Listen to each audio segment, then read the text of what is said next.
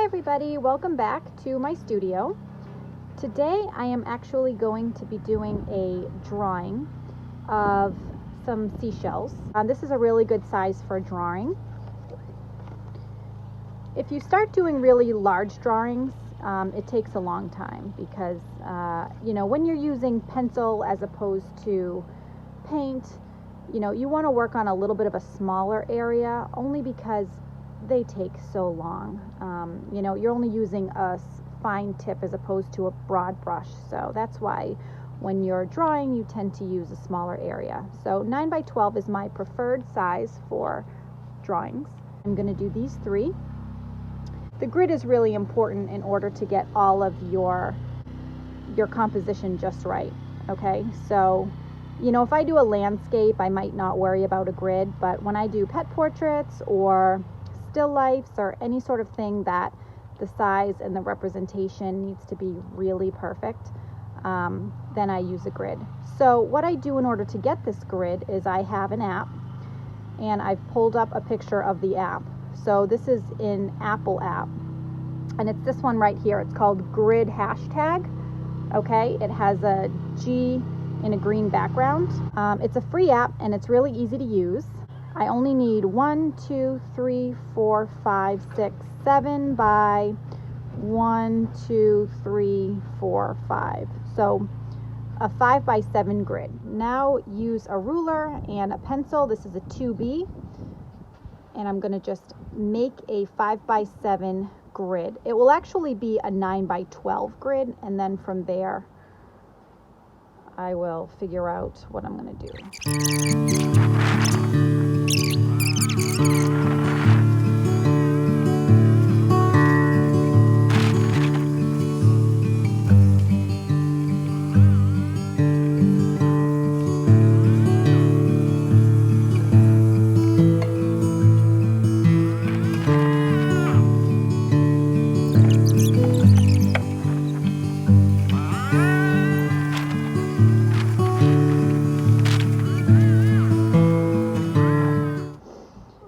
I know that this was a really time-consuming process, but it will make a world of difference to your final piece.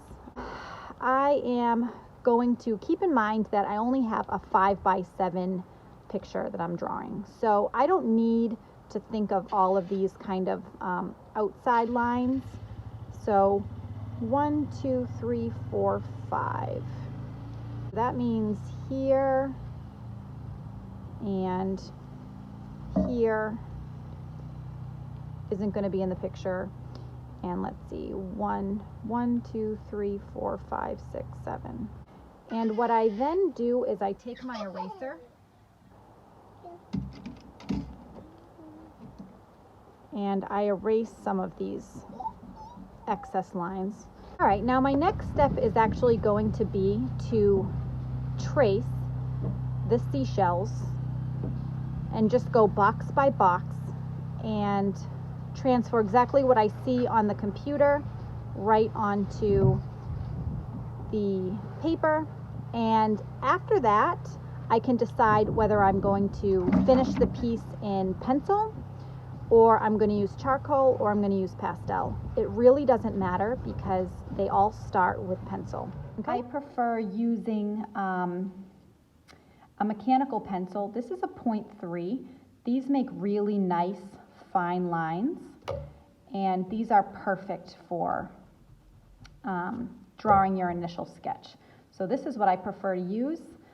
It's a Pilot Air Blank and 0.3. The small size is really the most important, and I'm going to be using an HB grade lead. After that, I am going to erase all of the grid lines, which can be very difficult because you need to be precise. And so for that, I'm going to just be using a standard erasing shield, an eraser, and I also like my Mono Zero. This is a very small tipped eraser for getting into very small places.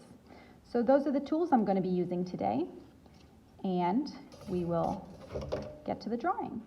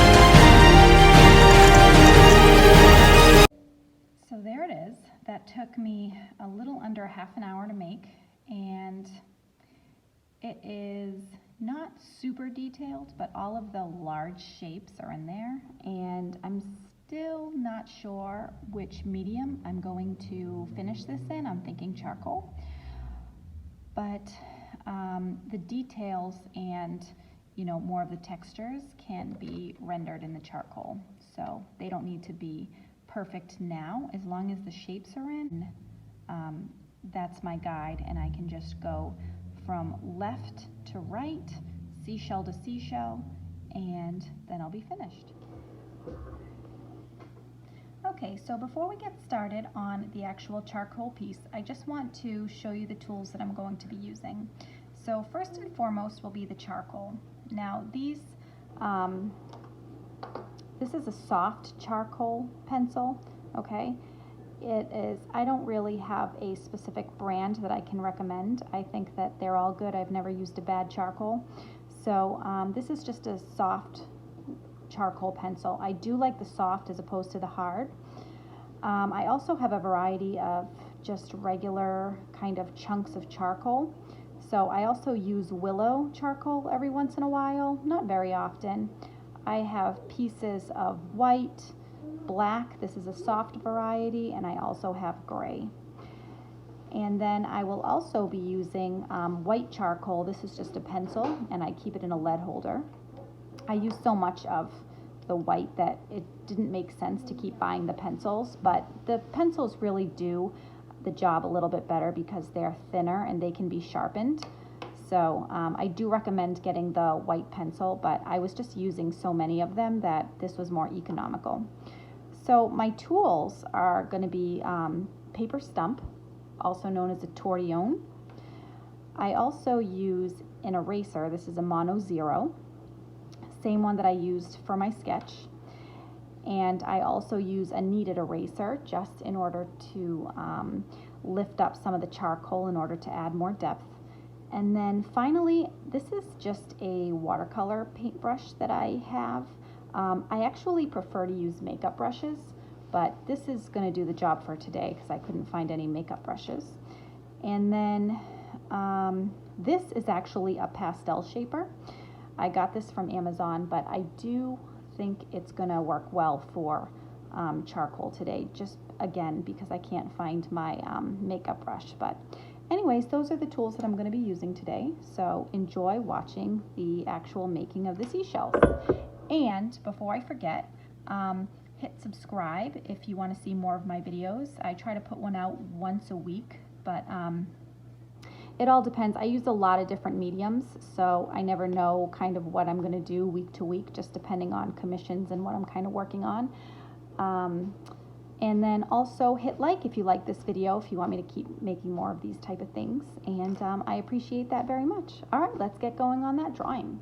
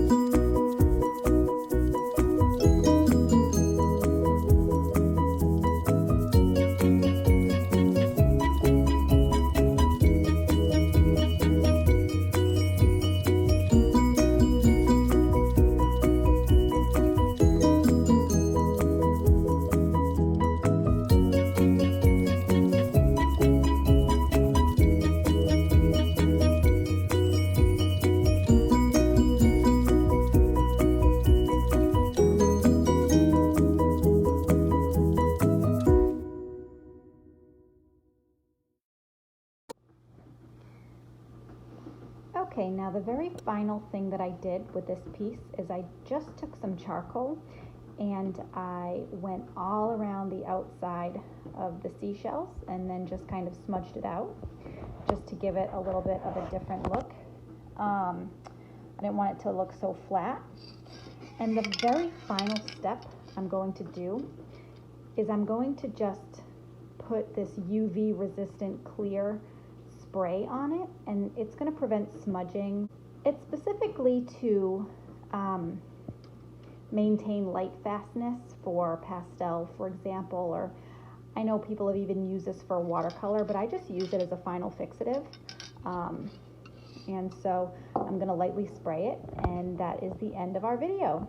So thanks again for watching. Bye-bye.